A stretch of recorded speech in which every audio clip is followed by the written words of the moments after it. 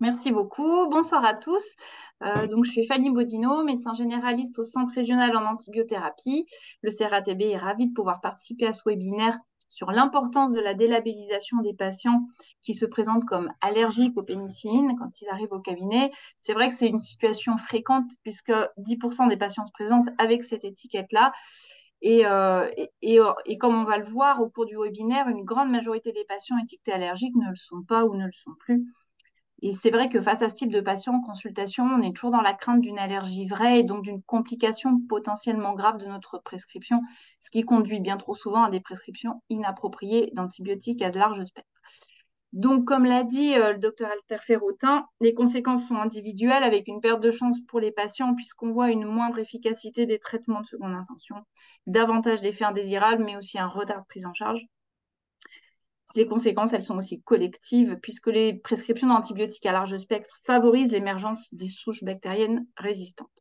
Voilà, donc ce webinaire a toute sa place dans la promotion du bon usage des antibiotiques et de la lutte contre l'antibiorésistance pour lesquelles le CRATB travaille d'arrache-pied. Et je passe la parole à Anne-Laure Destrem. Merci, bonsoir à tous. Je suis Anne-Laure Destrem, infectiologue au CHMS, et je vous remercie aussi pour votre participation à ce webinaire. Donc, ce webinaire a l'originalité d'avoir été conçu conjointement par deux internes de médecine générale et des médecins seniors référents dans le domaine de l'allergologie. Comme précisé dans les mails d'invitation, ce temps de formation est associé à un travail de thèse, puisque nos deux internes, Robert Yog et Gauvin Guy Minot, travaillent sur l'amélioration des pratiques à ce sujet. Et j'en profite pour vous remercier d'avoir répondu à leur questionnaire. Comme ça a été dit, le sujet de la délabellisation des patients déclarés allergiques à l'amoxicilline nous a intéressés car il touche directement à la problématique du bon usage des antibiotiques. Et je remercie le CRATB et l'assurance maladie de nous avoir accompagnés dans ce projet. Donc, la durée prévue du webinaire est de 1 heure avec 3 cas cliniques d'une quinzaine de minutes chacun, suivi d'un temps de questions-réponses en fin de session. Donc, merci de bien garder vos questions pour la fin. Les cas cliniques qui vous seront présentés sont interactifs. Chaque cas vous sera présenté par un binôme de seniors et un interne. Vous verrez que sur certaines diapositives apparaît un item sondage. Lorsque vous voyez cet item, vous pouvez répondre aux questions en temps réel. Vous aurez une quinzaine de secondes pour répondre et les réponses sont bien sûr anonymes. Nous allons donc maintenant rentrer dans le vif du sujet avec le premier cas clinique et je vous souhaite un bon webinaire.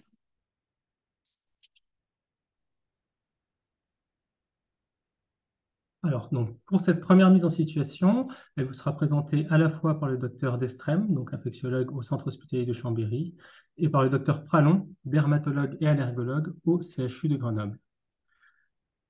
Ici, vous recevez Louise, une petite fille de 6 ans qui a présenté une otite pour laquelle un confrère lui a prescrit de l'amoxicilline il y a 5 jours. Mais au 3e jour, Louise a présenté une éruption cutanée, peu prurigineuse, apparue 3 heures après la dernière prise et rapidement diffuse, sans autres symptômes associés. Votre confrère l'a vue en urgence, il a décidé d'arrêter le traitement antibiotique et de prescrire un antihistaminique. Sa mère vous la ramène en consultation car elle pense que sa fille fait une allergie à l'amoxicilline. Donc, première question, donc je vous inviterai à répondre à la petite fenêtre qui s'affiche devant vous. Selon vous, environ 90% des patients qui sont étiquetés allergiques aux pénicillines ne le sont pas. Est-ce que c'est vrai? Est-ce que c'est faux?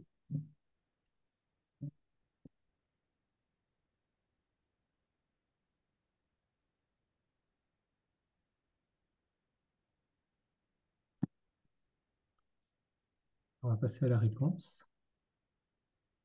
Voilà, donc en effet, vous êtes une grande majorité à avoir répondu juste. Donc cette réponse est juste.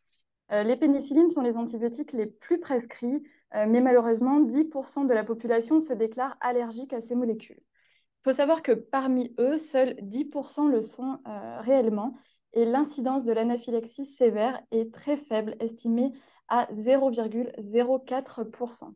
C'est la raison pour laquelle l'allergie déclarée à l'amoxicilline est un axe de travail dans le cadre de la stratégie nationale de lutte contre l'antibiorésistance. Donc, à la consultation, voici les photos que vous rapporte la maman. Donc, face à cette éruption du tronc, des membres inférieurs et du visage, vous évoquez plutôt une urticaire ou un exanthème maculopapuleux.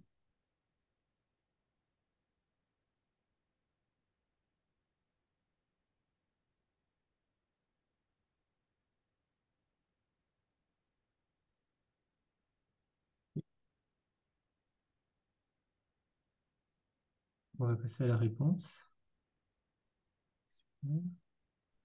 Alors oui, effectivement, vous êtes une majorité à avoir dit un exanthème maculopapuleux. C'est vrai que sur les photos, c'est pas toujours facile, mais une urticaire, ça vient du mot ortie et ça donne des lésions de type piqûre d'ortie avec ce caractère fugace et migrateur qui est pathognomonique en fait des lésions d'urticaire. Alors c'est sûr que sur des photos, le caractère fugace et migrateur, c'est pas toujours évident, mais on voit en fait que la lésion, c'est plus un exanthème morbilliforme et pas vraiment des papules d'urticaire, hein. Donc, c'était bien la bonne réponse, exanthème maculopapuleux.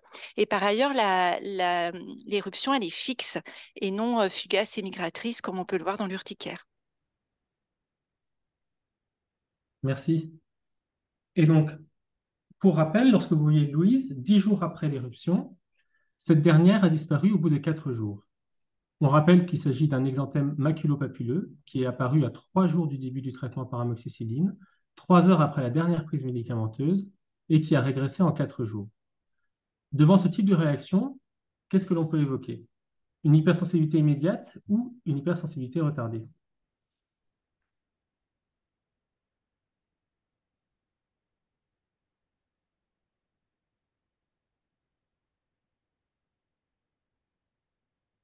On passe à la réponse.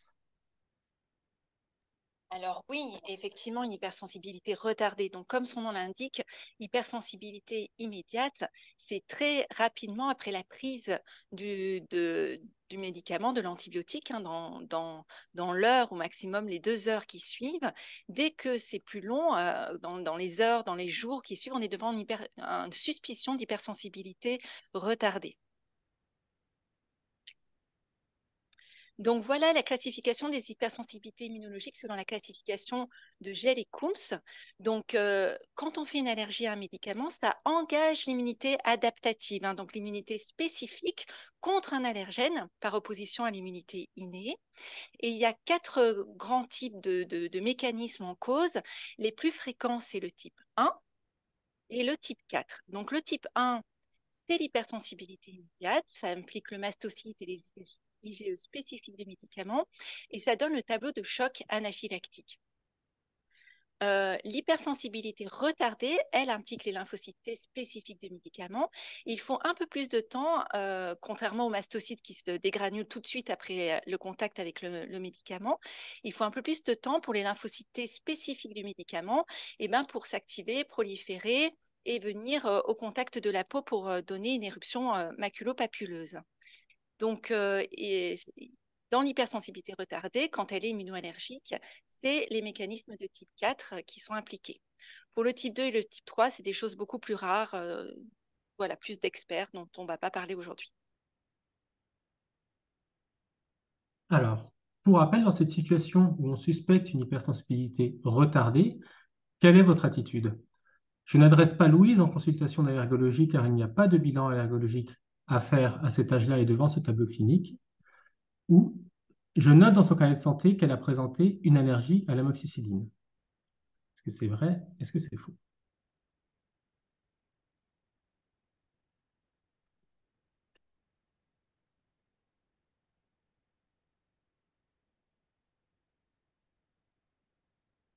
Si on passe à la réponse.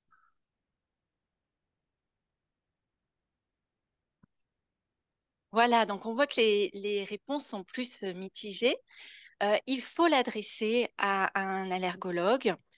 Pourquoi? Parce que même si c'est une éruption maculopapuleuse de survenue retardée et que si c'est allergique, on évoque une réaction de type 4, la majorité des éruptions retardées apparaissant chez l'enfant ne sont pas des hypersensibilités allergiques. Donc, l'avis d'un allergologue reste primordial pour confirmer ou non l'hypersensibilité. Et donc, non, il faut pas noter la notion d'allergie sur le carnet de santé parce que, comme on le sait, eh bien, cette notion d'allergie va rester pour le patient des années plus tard, 30 ans, 40 ans, jusqu'à ce que finalement, on se rend compte qu'il n'a jamais été allergique, hein. Dans la plupart des cas, c'est ça.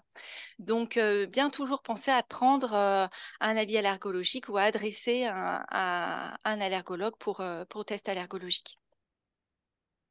Donc, en effet, l'étiquette d'une allergie à l'amoxicilline peut pénaliser le patient ultérieurement, puisqu'il faut rappeler que l'amoxicilline reste l'antibiothérapie de première intention dans de nombreuses situations de soins courants, angine, pneumopathie, infection urinaire, notamment selon antibiogramme. L'étiquetage abusif est à l'origine de conséquences individuelles et collectives. À l'échelle individuelle, il existe une perte de chance. En effet, devant un tableau infectieux aigu, lorsqu'un patient est déclaré allergique, il peut recevoir un traitement probabiliste moins adapté, ce qui est à l'origine d'échecs cliniques. À titre d'exemple, on retrouve dans certaines études que l'allergie à l'amoxicilline est un facteur de risque indépendant de mortalité dans la prise en charge des bactériémies à SAMS. La surmortalité dans cette situation a également été bien décrite chez les patients d'hématologie.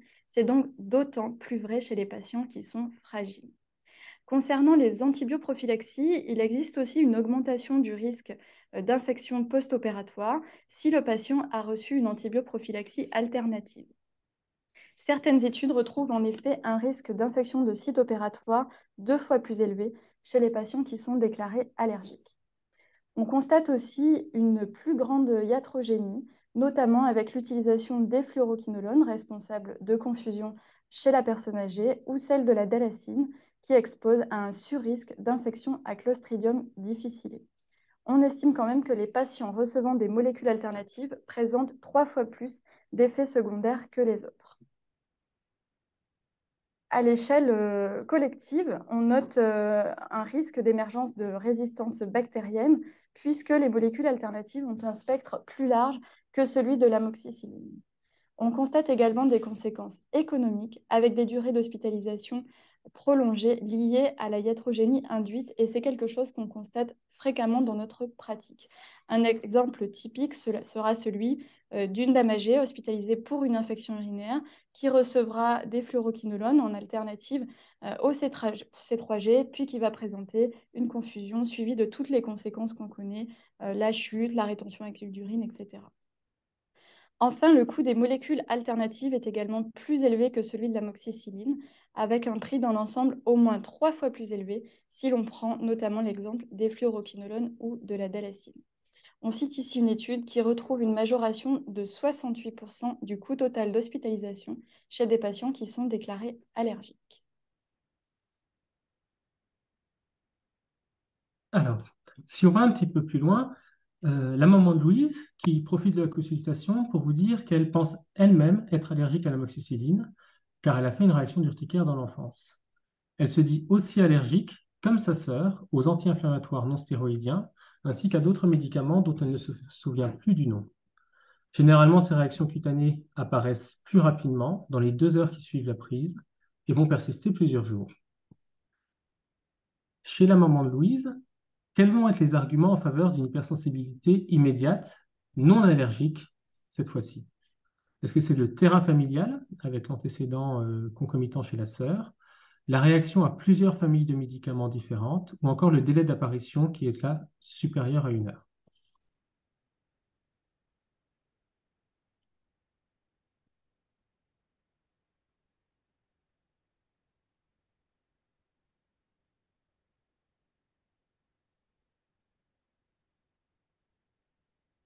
On va regarder les réponses.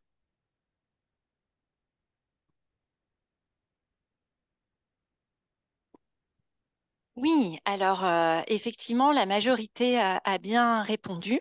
Le terrain familial, les réactions polymédicamenteuses et les délais d'apparition vont être importantes à prendre en compte sur cette différenciation hypersensibilité immédiate, allergique et non allergique, hein, qui est vraiment le nerf de la guerre et vraiment sur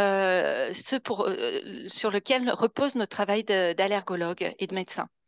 Donc, terrain familial, effectivement, voilà, donc merci de passer ce tableau qui résume bien les choses entre hypersensibilité immédiate non allergique et allergique. Donc, allergique, de manière très rapide, activation de l'immunité adaptative. Non allergique, c'est l'activation de l'immunité innée non spécifique de médicaments. Par exemple, l'exanthème maculopapuleux, arrive très fréquemment au cours d'infections virales chez l'enfant, comme vous le savez. Et pour autant, on ne dit pas que l'enfant est allergique à son infection virale. Donc, de la même façon, les médicaments peuvent donner des éruptions maculopapuleuses non allergiques, en fait. Alors, qu'est-ce qui va nous intéresser sur l'interrogatoire pour différencier des deux? Il y a d'abord la chronologie. Les hypersensibilités non allergiques peuvent apparaître dès la première exposition, alors que quand c'est allergique, il faut que le patient ait au moins eu une fois le contact avec l'allergène pour se sensibiliser. Hein, voilà. On ne peut pas, sauf rare exception, mais on ne peut pas être allergique à un médicament qu'on n'a jamais pris. En tout cas, pour l'amoxicilline, si vous n'avez jamais pris d'amoxicilline, votre système immunitaire n'a pas été en contact et donc ne peut pas être allergique. Hein. Tout comme vous ne pouvez pas être immunisé contre la varicelle si vous n'avez pas été en contact avec la varicelle. Quand c'est non allergique, c'est souvent plurimédicamenteux. Euh, J'avais un professeur à Lyon qui disait très, très simplement, quand on est allergique à tout, on est allergique à rien. Tous ces patients qui arrivent avec des listes de 3 pages de de médicaments auxquels ils ont réagi, c'est très évocateur d'un terrain personnel d'hypersensibilité plurimédicamenteuse.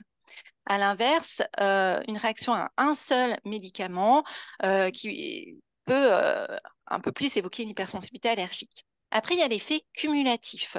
Euh, les hypersensibilités non allergiques surviennent en général quand il y a plusieurs facteurs, c'est-à-dire le médicament, d'autant plus s'il est pris à des fortes doses et d'autant plus s'il est pris depuis plusieurs jours, d'autant plus s'il y a un contexte d'infection, de fatigue, mais aussi de stress, de prise d'aliments histaminolibérateurs.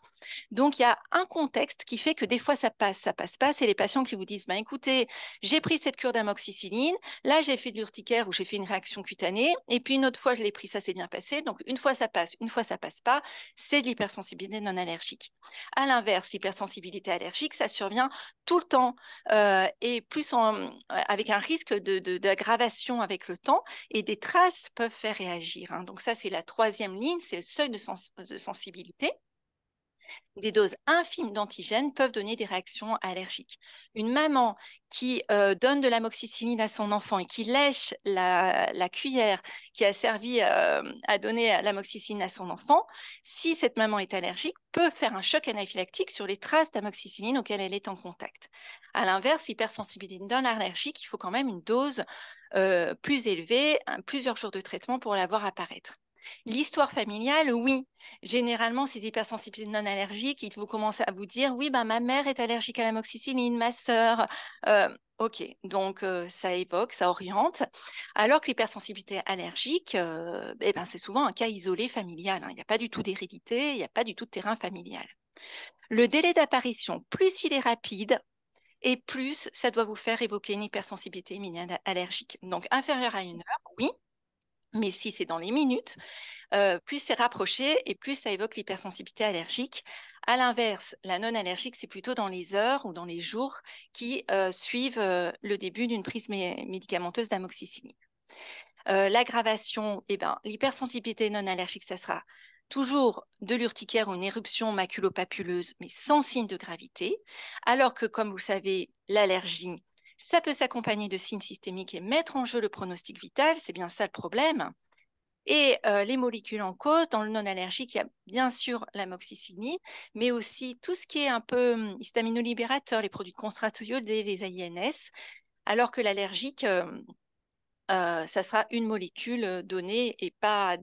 C'est très rare d'être authentiquement allergique à plusieurs molécules. Diapositive suivante.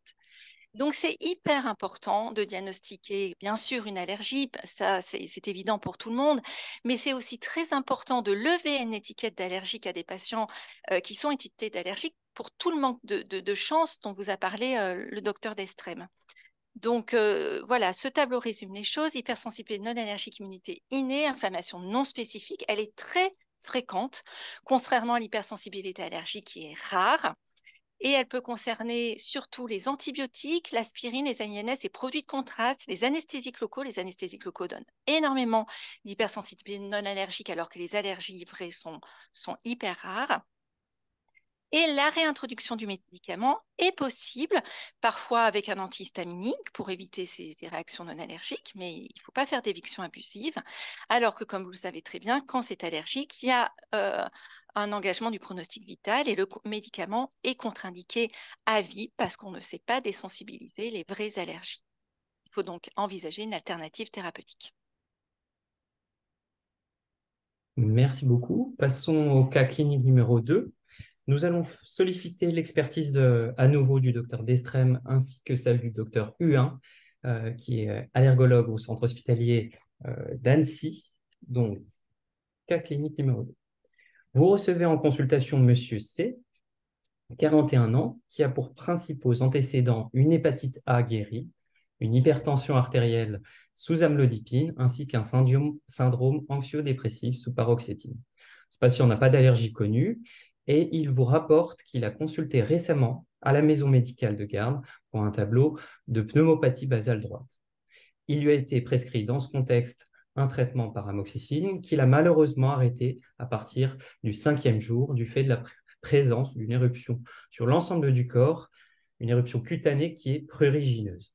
Et cette éruption a duré 24 heures après l'arrêt de l'antibiotique et est réapparue au bout de 3 jours et qui persiste encore, c'est ce qui motive sa consultation aujourd'hui. Donc, à l'examen clinique, vous ne retrouvez pas de fièvre, l'auscultation est parfaite, ainsi qu'une légère toux persiste. Donc, question numéro 1, devant cette iconographie, quel diagnostic pouvez-vous évoquer? Une urticaire, un syndrome de l'aïeul, un érythème pigmenté fixe ou une pustulose exanthématique aiguë généralisée.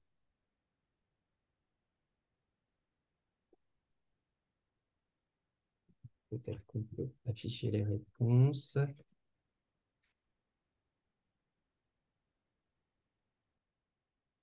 Alors, il s'agit en effet d'une urticaire.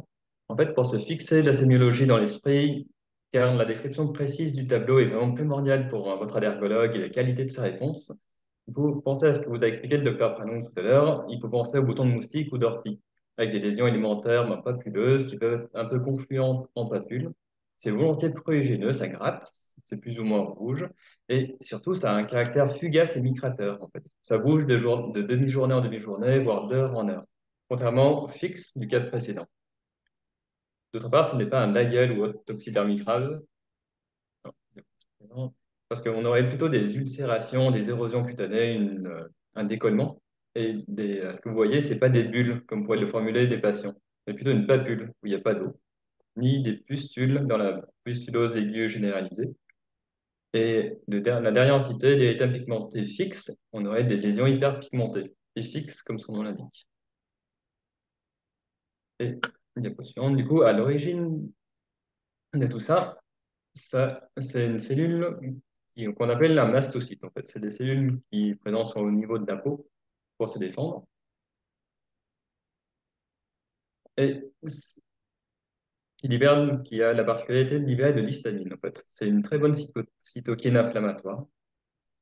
Et l'urticaire, c'est hyper fréquent. Ça peut toucher 15 à 20% de la population, qui fera dans sa vie une poussée d'urticaire. Par contre, c'est pas toujours allergique, comme le disait Pauline tout à l'heure. Car ce qui est moins connu, c'est que le mastocyte, comme présent sur le schéma d'à côté, peut à la fois, sur le côté droit, présenter tout un panel de récepteurs de l'immunité spécifique ou allergique, avec les fameux anticorps IgE. Et c'est un peu ça qu'on craint, parce que qui dit anticorps dit mémoire immunitaire, il peut s'améliorer et donner des réactions de plus en plus sévères. Mais de l'autre côté, sur le côté gauche, il peut présenter tout un panel de récepteurs non spécifiques, qui, du fait de l'infection pour laquelle on donne antibiotiques, des doses qui s'accumulent, ça préactive un peu le système immunitaire. Et là, le médicament, c'est que la goutte d'eau qui fait déborder le vase. Et le mastocyte, il fait son ras-le-bol, entre guillemets, en libérant son histamine. Ça ressemble au final comme à 2 gouttes d'eau à une allergie, mais sans en être vraiment une. Et là, cette fois, on n'aura pas affaire à la mémoire immunitaire, mais juste une histoire de cellules un peu trop chatouilleuses. Et ça, c'est finalement la grande majorité des cas. Parce que l'allergie vraie n'est confirmée que dans moins de 10% des cas, lorsqu'un patient devient rouge. Et pour la sémiologie, on l'a vu précédent, l'urticaire, ça bouge et ça gratte. Merci, Dr. Wynne. Donc, passons à la question 2. Monsieur C est très inquiet dans ce contexte d'une éventuelle allergie non connue à l'amoxicilline. Que pouvez-vous lui répondre dans ce cas? Que l'allergie à l'amoxicilline paraît peu probable, qu'un avis allergologique est nécessaire, vous contre-indiquez définitivement l'amoxicilline, l'amélioration de l'urticaire associée à l'arrêt de l'amoxicilline est très en faveur d'une allergie à l'amoxicilline.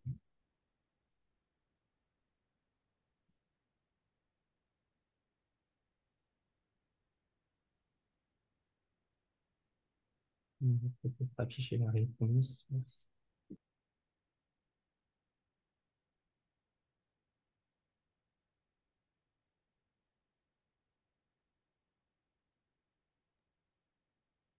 Docteur Wynne, je vous laisserai activer votre micro.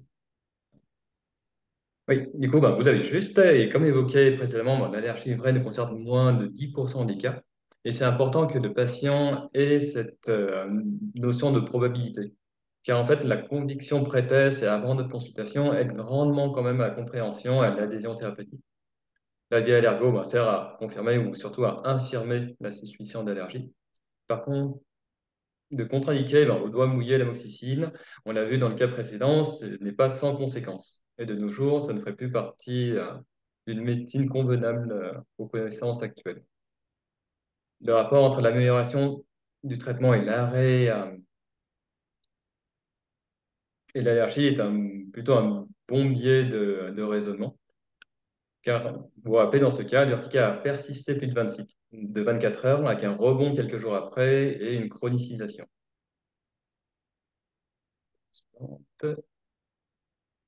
Et là, c'est un algorithme proposé par Reichel. En fait, il s'agit d'un travail un peu prospectif allemand avec comme objectif la délabellisation de leurs patients hospitalisés, avec au final 200 patients inclus, et traités via un algorithme en 5 questions. La première question, elle vise à identifier les patients avec une histoire plutôt d'effets secondaires pharmacologiques plutôt que d'allergie. Et si tel est le cas, l'étiquette d'allergie saute d'emblée. Une réaction cutanée isolée dans l'enfance, quel que soit l'urticaire, que ce soit urticaire ou exanthème maculo-papuleux, peut également très peu en faveur de l'allergie. Et la question 3 fait surtout le distinguo entre l'anaphylaxie IgE-médiée versus une urticaire spontanée ou induite par l'infection. L'urticaire isolé récidivant plusieurs jours malgré l'arrêt du traitement, peut raisonnablement faire écarter un mécanisme allergique. Et à l'opposé, l'anaphylaxie qui se développe, comme disait Pauline, en quelques minutes après le premier contact avec l'allergène est volontiers suspect et doit faire bénéficier de tests allergologiques. Et de même qu'un tableau plutôt retardé chez l'adulte, à la question 4, doit faire l'objet de tests spécialisés. La réserve un peu de cet algorithme, c'est que ça s'applique volontiers à des patients hospitalisés. Mais ça peut volontiers vous donner une valeur prédictive négative pour allergie ou en allergie.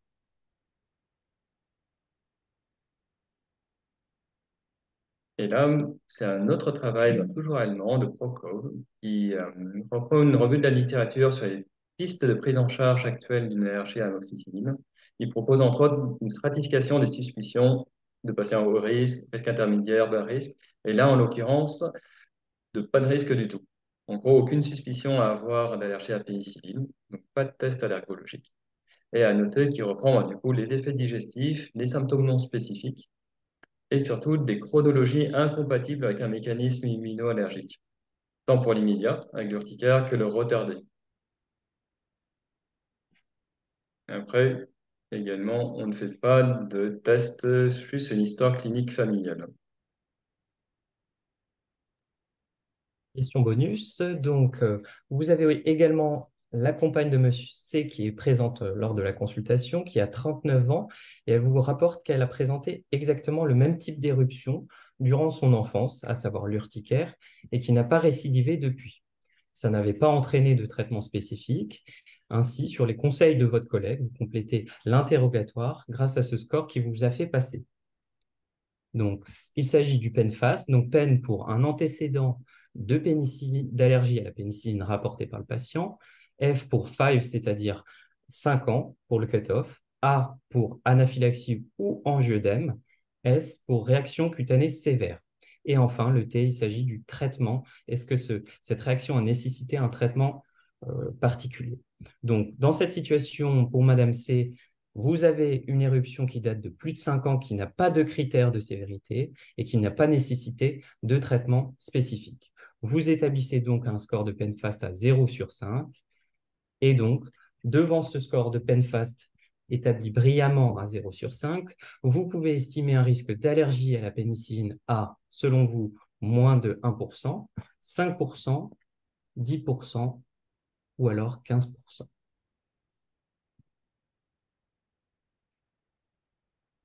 Je pense qu'on peut afficher la réponse.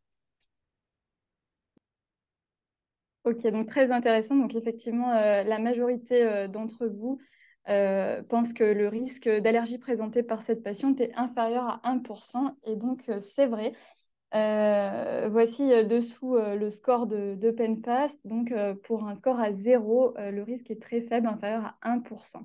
Donc, ce score a été publié en 2020 par une équipe australienne et il est très intéressant pour évaluer a posteriori la probabilité d'une allergie avérée chez un patient qui se déclare allergique. Il est donc utile, non pas chez un patient qui présente un événement aigu, mais chez un patient qui relate cet antécédent, ce qui est finalement la situation la plus fréquente. Il est particulièrement intéressant pour sa valeur prédictive négative. En effet, vous voyez que si le score est inférieur à 3, l'allergie sévère peut être exclue avec une valeur prédictive négative de 96%, et s'il est à 0, l'allergie est exclue avec une valeur prédictive négative à 99%. Alors, bien sûr, l'usage du score ne fait pas l'usage de recommandations, mais peut être un outil d'aide à la décision. Il ne dispense pas des tests allergologiques, mais c'est important pour le médecin et pour le patient de savoir qu'en cas de score à 0, la probabilité d'allergie vraie est extrêmement faible. En effet, je précise ça car les patients présentent souvent une grande réticence à être testés et désétiquetés. C'est donc intéressant d'utiliser cet outil pour sensibiliser le patient à l'importance de réaliser les tests. Comme dit précédemment, il est également particulièrement important chez les personnes fragiles pour qui il faut absolument dépister une fausse allergie afin d'éviter les conséquences abordées dans le premier cas clinique. Diapositive suivante. Alors, avant de passer au dernier cas clinique et pour conclure les 2 premiers cas cliniques, nous vous proposons 2 diapositives de synthèse sur la stratification du risque et la délabellisation, avec d'une part la présentation d'un algorithme d'aide à la prise en charge chez l'adulte et d'autre part la présentation des recommandations de la Société d'allergologie pour les enfants et à destination des allergologues. Alors, face à un patient déclaré allergique à l'amoxicilline, plusieurs questions à lui poser. En premier lieu, les symptômes présentés sont-ils évocateurs d'intolérance, par exemple des céphalées, des troubles digestifs non graves? Si la réponse est oui, alors on peut se permettre d'infirmer l'allergie. Si la réponse est non, on lui pose donc la question suivante: avez-vous reçu ultérieurement la même molécule sans incident? Si la réponse est oui, alors on peut également infirmer l'allergie sur l'interrogatoire seul. Sinon, on va rechercher la notion de critère de gravité. Et bien sûr, si la réponse est oui, on est face à une suspicion d'allergie grave qui doit conduire à un rendez-vous en allergologie. Si la réponse est non à toutes ces questions, alors on va se poser la question du délai d'apparition des signes cutanés. Si le délai est inférieur à 1 heure, alors l'histoire est fortement évocatrice d'une hypersensibilité immédiate et on recherchera alors la notion de prurite qui, elle, sera très évocatrice d'urticaire. En l'absence de prurite, la réaction allergique paraît peu probable. Si le délai est supérieur à 1 heure ou inconnu, on va alors s'intéresser à la durée des symptômes. Si la durée a été très courte, de moins de 24 heures, alors la réaction est évocatrice d'une urticaire, puisque, comme l'expliquait le docteur Huyn, la durée d'une urticaire est courte puisqu'elle est liée à la dégranulation mastocytaire. Si la durée est supérieure à 1 mois, alors l'allergie semble peu probable. Entre les deux, il est difficile de trancher. On peut s'y situer dans le cadre d'une réaction non grave à type d'exanthème maculo-papuleux. Parmi tous les cas de figure qui vous sont présentés, il n'y a que pour les étiquettes vertes que vous pouvez lever le doute sur l'interrogatoire seul. et toutes les autres situations nécessitent encore la réalisation de tests cutanés.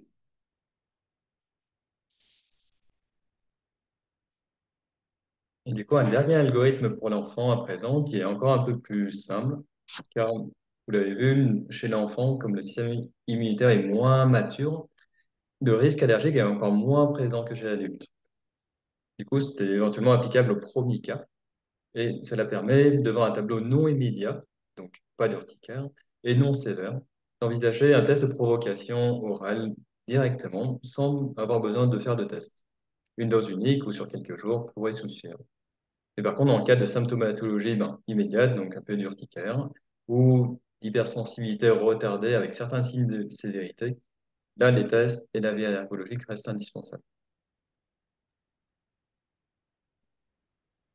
Merci. Je vous rappelle simplement que vous pouvez formuler dès à présent vos questions dans l'onglet questions et réponses et on tâchera d'y répondre en fin de webinaire, mais vous pouvez les formuler dès à présent.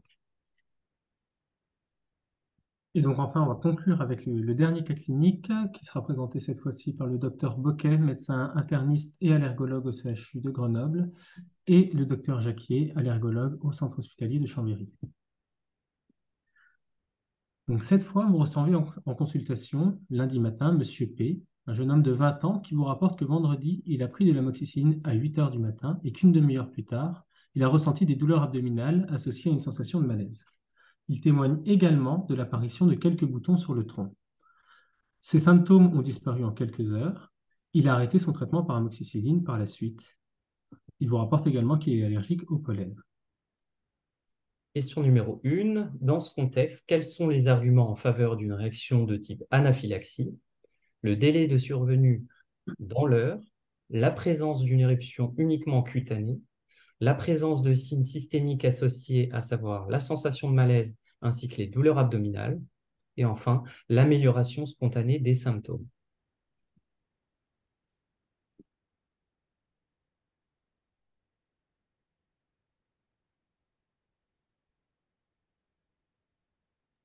Donc, effectivement, les réponses sont tout à fait justes et intéressantes, hein. Par définition, hein, je commencerai par rappeler que l'anaphylaxie est une forme grave d'allergie. Et effectivement, on est sur des mécanismes d'hypersensibilité immédiate où finalement les symptômes apparaissent très vite et très rapidement. D'autant plus que le médicament éventuellement est pris par voie sous-cutanée ou par voie intraveineuse, mais même par voie orale, les délais peuvent être très courts et on peut très bien voir des phénomènes d'anaphylaxie moins de 5 minutes après la prise du médicament.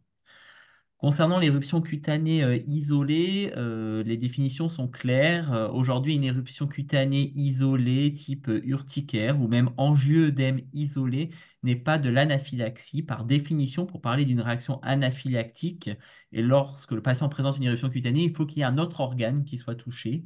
Il faut que ce soit éventuellement le système nerveux central avec une perte de connaissance. Ça peut être quelque chose au niveau cardiovasculaire avec une chute de tension, une atteinte respiratoire qui peut être basse à type d'auscultation spastique, comme une crise d'asthme, ou plus haute avec une dyspnée inspiratoire avec tirage laryngé. Mais dans tous les cas, une éruption cutanée isolée n'est pas de l'anaphylaxie. Un angioœdème isolé n'est pas de l'anaphylaxie. C'est ainsi qu'à mon sens, il faut abandonner le terme d'œdème de Coinck, qui ne veut probablement rien dire, et plutôt privilégier une description plus proche du symptôme, type angioœdème cervical avec atteinte respiratoire, atteinte digestive ou autre.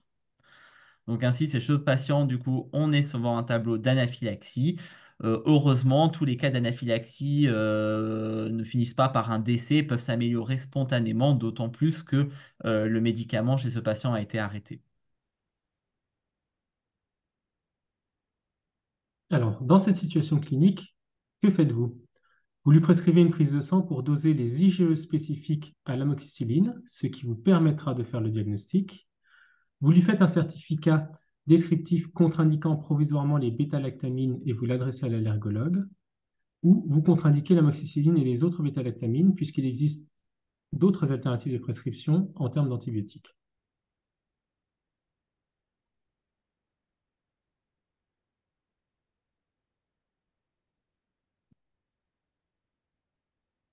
On peut afficher la réponse.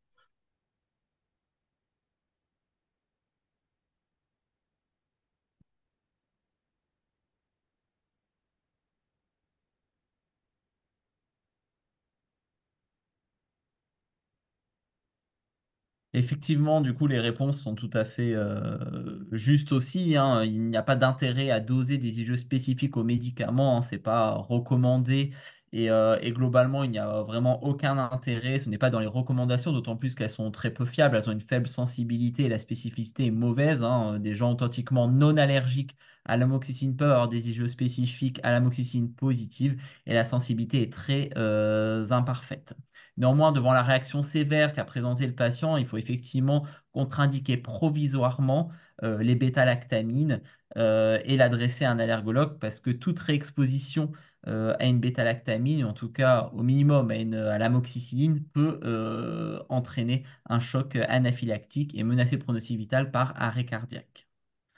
Par contre, effectivement, globalement, ce certificat ne doit pas comporter la notion d'allergie vraie, même si l'allergie vraie est probable, parce qu'il sera nécessaire d'effectuer des explorations allergologiques par un allergologue qui permettra de déterminer le profil d'allergie, notamment le profil d'allergie croisée.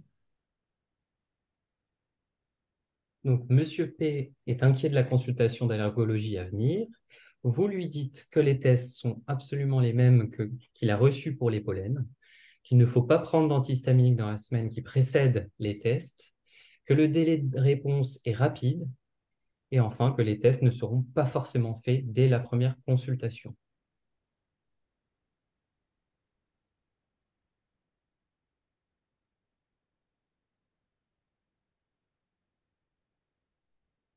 On va afficher les réponses, s'il vous plaît.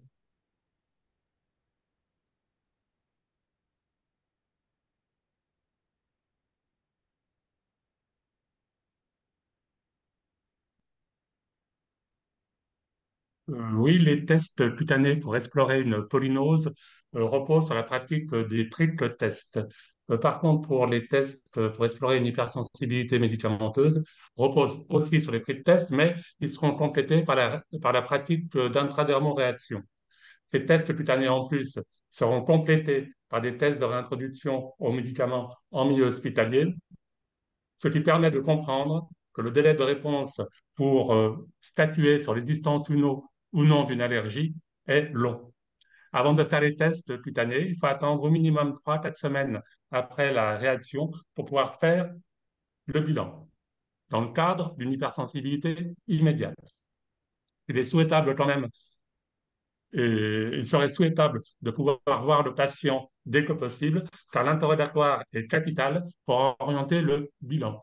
Comme il est noté sur la diapo, l'interrogatoire est policier. Ensuite, dans une deuxième consultation, voire parfois dans la première consultation, le bilan cutané sera fait. Celles-ci seront suivies, si les prix de test sont négatifs, par des intradermoréactions à l'amoxicilline à concentration croissante. Il faut être prudent, car les tests cutanés à l'amoxicilline peuvent se compliquer, parfois de réactions anaphylactiques. Une fois que ces tests cutanés ont été faits, et s'ils sont négatifs, on, on pourra faire un test de réintroduction sous surveillance hospitalière, ou si les tests ont été positifs, on complétera le bilan par des tests à d'autres bêta-lactamines, afin de pouvoir proposer une alternative aux patients. On rappelle qu'il ne faut pas d'antihistaminique une semaine avant et que le dosage des IgE spécifiques a peu de valeur. Diapositive suivante. Alors, les tests en pratique. On les fait à la face antérieure de l'avant-bras. Les allergènes sont posés donc à la face antérieure de l'avant-bras. On fait pénétrer l'allergène en utilisant des lancettes. On fait la lecture à 20 minutes et le test sera positif si la papule a une certaine taille. On n'oubliera pas de faire aussi les témoins de réactivité cutanée, les tests à l'histamine et avec le témoin négatif. Diapositive suivante. Diapositive suivante. Les intradermoréactions en pratique, on injecte donc de l'amoxicilline dans le derme avec une aiguille intradermique. Diapositive d'avant. La lecture sera faite à 20 minutes en cas d'hypersensibilité allergique immédiate et à 72 heures en cas d'hypersensibilité allergique retardée. Les critères de positivité seront différents pour les réactions immédiates et retardées. Les intradermoréactions, donc, permettent d'explorer les hypersensibilités immédiates et retardées. Diapositive suivante.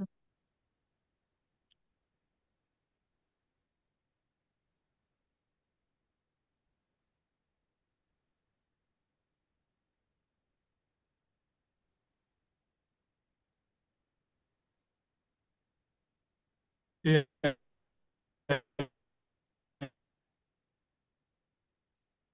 le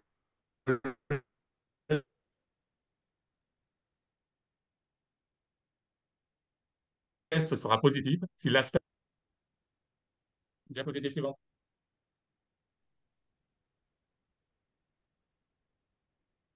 Bon, peut-être qu'on a eu un petit souci de connexion avec Jean-Pierre. On va continuer sur la dernière question, la question 4. Enfin, vous finissez de discuter de l'histoire clinique de Monsieur P avec votre collègue de travail qui lui évoque un risque de probable réaction croisée aux autres antibiotiques. En effet, selon vous, ce risque de réaction croisée, l'allergie à l'amoxicilline contre-indique définitivement l'usage de toutes les autres bêta-lactamines. Les céphalosporines sont une alternative fiable, quelle qu'en soit leur classe. Et enfin, le taux de réaction croisée entre l'amoxicilline et les C3G comme la ceftriaxone est estimé à moins de 2%.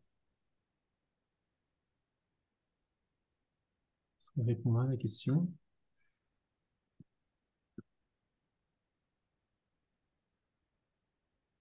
Je peux afficher la réponse. Effectivement, donc je me permets de répondre à la question et puis je répondrai également aussi aux questions qui ont été posées en Q&R qui sont en rapport avec ça, avec cette histoire d'allergie croisée.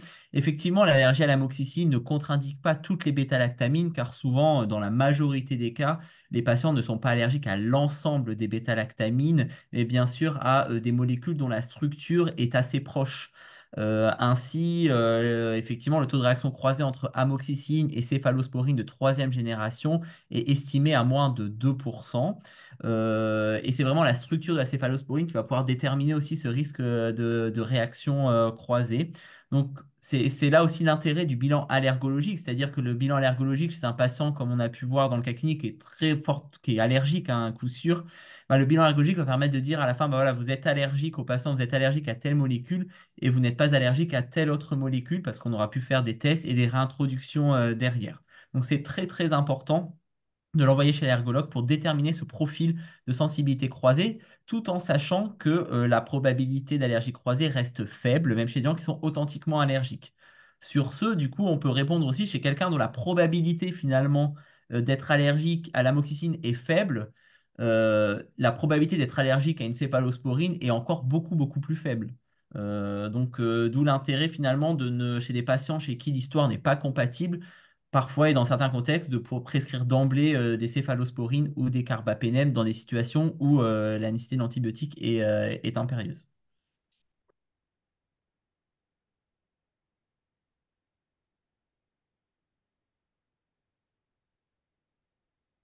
Voilà, donc les cas cliniques sont terminés. Donc, pour conclure, voilà les messages clés de ce webinaire. Donc, toujours bien définir le cadre nosologique. Il faut à tout prix interroger vos patients pour essayer de distinguer les hypersensibilités immédiates ou retardées, hein. On se rappelle bien que 90% des hypersensibilités immédiates ne sont pas allergiques. Donc, ça vaut vraiment le coup de désétiqueter ces patients-là. Bien rechercher à l'interrogatoire des arguments en faveur d'une étiologie non allergique, hein, puisqu'on rappelle que 90% des patients qui se déclarent allergiques ne le sont pas. Donc, ce qui peut nous orienter vers une histoire non allergique, on l'a dit, c'est la notion d'intolérance, un délai ou une durée qui sont incompatibles avec une réaction allergique et les fameuses urticaires persistantes ou récidivantes. N'hésitez pas à vous aider des outils d'aide à la délabellisation qui existent, notamment le score de PenFast, hein, qui permet d'estimer le risque d'allergie vraie. Comme je le disais, il est utile pour vous et pour vos patients, et l'algorithme de Reichel.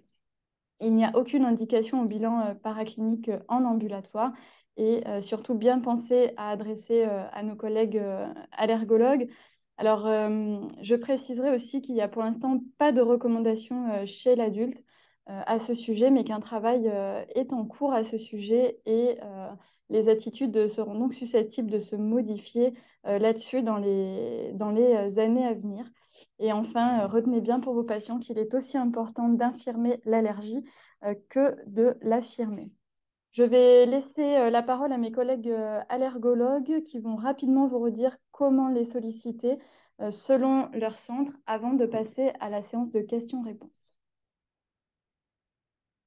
Alors, pour le CHU de Grenoble, vous pouvez nous adresser des patients pour des consultations d'allergologie en passant par le site internet du CHU. C'est le patient d'ailleurs lui-même qui peut faire la demande. Et par contre, il doit obligatoirement joindre à sa demande un courrier médical. Et puis, depuis le début d'année, nous avons ouvert une téléexpertise allergologie via le site CISRA, où vous pouvez aussi nous poser des questions si vous ne savez pas si le patient aura besoin ou non de tests allergologiques. Vraiment, la téléexpertise est faite pour ça. Je voulais simplement dire aussi que dans beaucoup de cas, ça va être compliqué de se passer au moins d'un avis allergologique par téléexpertise. C'est difficile pour un médecin généraliste de prendre lui-même la décision de réintroduire ou pas une molécule.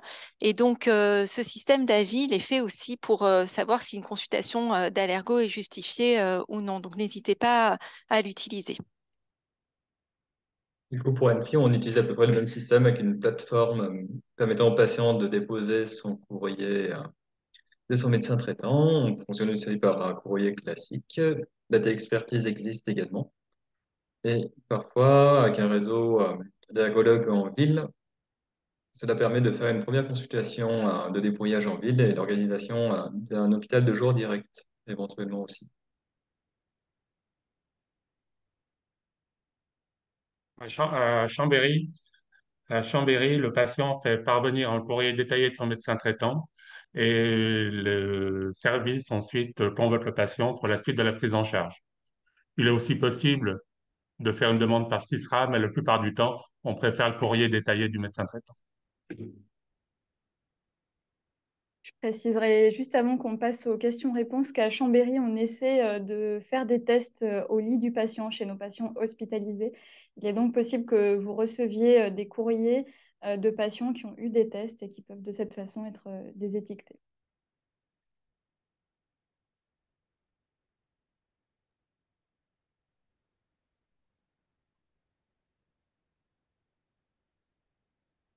Donc bonsoir, docteur L'Esprit, c'est RATB. On va passer aux questions-réponses. On en a un certain nombre.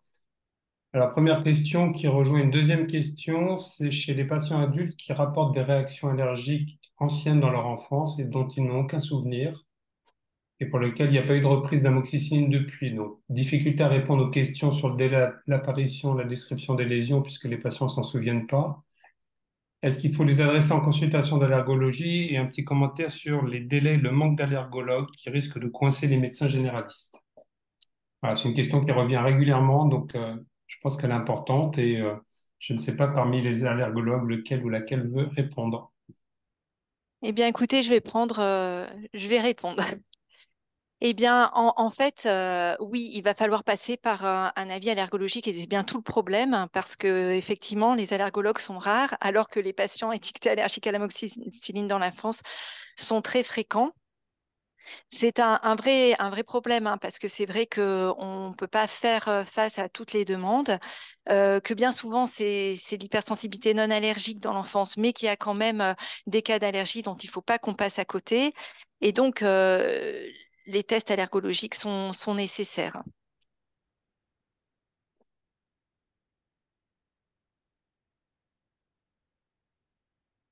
Est-ce que j'ai répondu à l'ensemble des questions? Eh bien, je pense que oui. On va voir s'il y en a d'autres qui reviennent sur le même sujet. On pose la question sur un enfant qui ferait une réaction à type urticaire dans un délai de 30 minutes après une première prise d'amoxicilline. Là, c'est précis la question. Faut-il orienter ce patient, enfin cet enfant plutôt, vers une consultation d'allergologie?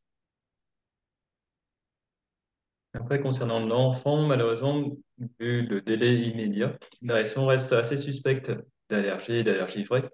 Du coup, là, ça ne rentre pas dans le critère de réaction non sévère, non grave, non immédiat, non grave. Et du coup, il faudrait quand même le tester. Par contre, chez l'enfant, pour rebondir sur la réponse précédemment, des fois, on peut envisager des réseaux un peu locaux si vous travaillez avec nous, avec une bonne description, des fois, et via la télé-expertise, on peut vous donner le feu vert pour une réintroduction au cabinet sous surveillance si vous êtes partant pour le faire. Exactement, il y a vraiment une différence de prise en charge adulte-enfant. Et c'est vrai que chez l'enfant, eh bien, on peut délabelliser beaucoup plus facilement, et d'autant plus si vous nous apportez les informations dont on a besoin, c'est-à-dire l'éruption, est-ce qu'il s'accompagne ou pas de signes systémiques associés, le délai par rapport à la prise. Voilà, tout ça, c'est les deux principaux qui nous sont importants et qu'on n'a pas toujours dans les courriers. Donc, c'est vrai que chez l'enfant, on peut parfois se passer de tests allergologiques. Alors, je vais compléter avec la question suivante. Je ne sais pas préciser, mais on va supposer que c'est chez l'adulte.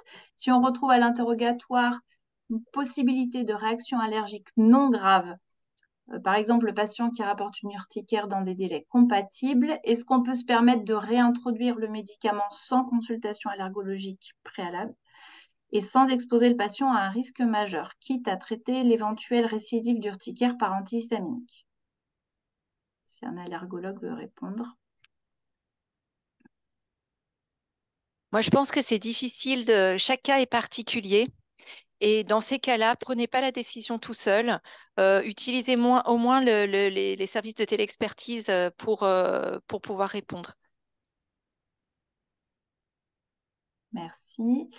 La question suivante, est-ce qu'il y a un intérêt de voir un allergo de ville, zut, je l'ai perdu, pour une suspicion d'allergie à l'amoxicilline si les prix de test négatifs ne suffisent pas à l'infirmer?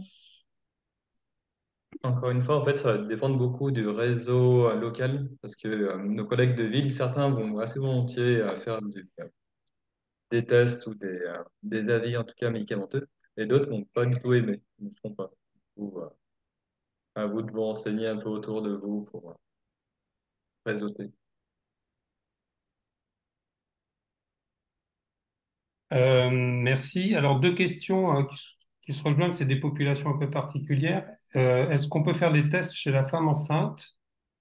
Et dans le même ordre d'idée, à quel âge peut-on commencer à tester les enfants? Donc, question femme enceinte et question à quel âge pour les enfants pour les tests? Alors, je veux bien répondre. La grossesse, généralement, comme les tests allergologiques ne sont pas urgents, on évite de les faire pendant la grossesse. Il y a deux exceptions à ça. C'est la suspicion d'allergie aux anesthésiques pour que la patiente puisse bénéficier d'une péridurale. C'est une exception où on peut faire les tests pendant la grossesse. Et comme vous le savez, les allergies vraies aux anesthésiques locaux étant très rares, c'est important de lever cette contre-indication chez une femme enceinte. Et l'autre cas, l'exception, c'est une femme enceinte qui aurait la syphilis et qui aurait besoin d'un traitement par extensiline. Donc là, c'est une indication à tester pendant la grossesse, en fait. En dehors de ces deux exceptions, on ne fait pas de test chez la femme enceinte. Et chez l'enfant, il n'y a pas vraiment d'âge minimal, hein. On peut tester très tôt. Alors, en général, on ne fait pas trop d'IDR chez l'enfant, on fait plutôt des patch tests. Voilà. Et les allergies vraies chez l'enfant très jeune sont quand même hyper rares, hein. Voilà. Toujours pour l'enfant, une question sur les prix de test. Est-ce qu'il est possible de les faire chez l'enfant et à partir de quel âge? On peut les faire chez l'enfant, voilà, juste après la naissance, hein. Il n'y a pas de... à partir du moment où il a fait une réaction suspecte d'allergie, on peut faire des prick tests. Merci. Il y a des questions évidemment sur les allergies croisées. Alors, il y en avait une, allergie croisée amoxicilline, pivmécillinam. Dans le même ordre d'idée, quelqu'un qui a fait une allergie au cefpodoxime, est-ce qu'on peut lui mettre de l'amoxicilline ou est-ce qu'il faut faire un test allergologique? Donc, peut-être revenir un peu sur le problème des allergies croisées si on a encore un peu le temps.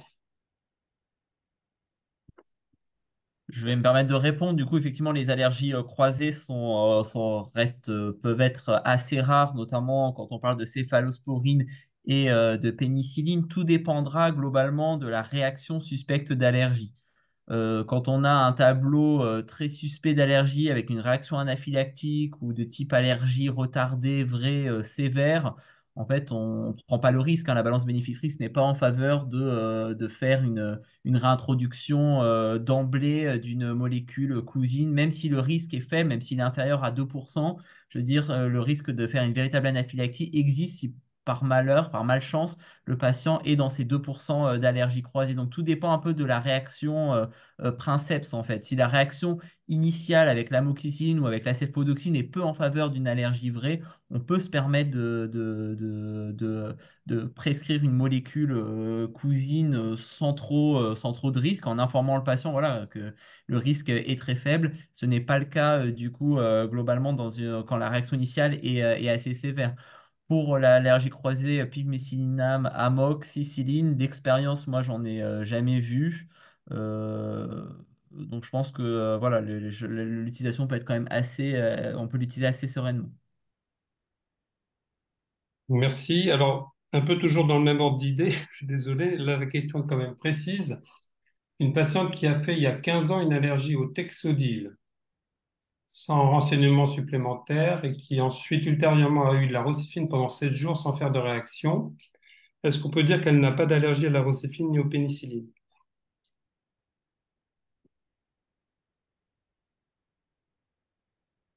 Peut-être qu'il faudrait juste qu'on m'informe le Texodil, parce que du coup, c'est vrai que c'est pas des choses Une qu'on a céphalosporine orale. une céphalosporine orale. Ce qui est sûr, c'est qu'on peut certifier avec certitude qu'elle n'est pas allergique à la ceftriaxone, probablement et statistiquement qu'elle n'est probablement pas possiblement pas allergique à la pénicilline. Après, concernant le Texodil, les explorations allergologiques seront quand même nécessaires pour vérifier voilà, qu'on ne soit pas sur. Parce que ça existe des allergies isolées à une céphalosporine isolée. Mais dans tous les cas, on peut être sûr à 100% qu'elle n'est pas allergique, cette personne, à la ceftriaxone. Et donc, on peut l'utiliser sans arrière-pensée. Merci. On va prendre une dernière question, hein. On est désolé, il en restait, mais on dépasse le timing. Dans les hypersensibilités retardées, c'est une question assez pratique. Est-ce qu'on peut du coup envisager la poursuite ou la reprise d'un autre traitement type amoxicilline associé à une couverture par anti-H1? Eh bien, en fait, il va falloir distinguer si c'est une hypersensibilité retardée allergique ou non allergique. Si elle est allergique, vous aurez beau mettre tous les antihistaminiques de la Terre, ça va absolument rien changer. Votre patient va faire l'exanthème maculopapuleux. À l'inverse, si c'est non allergique, les antihistaminiques aident énormément et donc la réintroduction est possible sous couverture antihistaminique. Donc, en fait, la reprise sous antihistaminique n'est possible que quand c'est l'hypersensibilité non allergique. Voilà.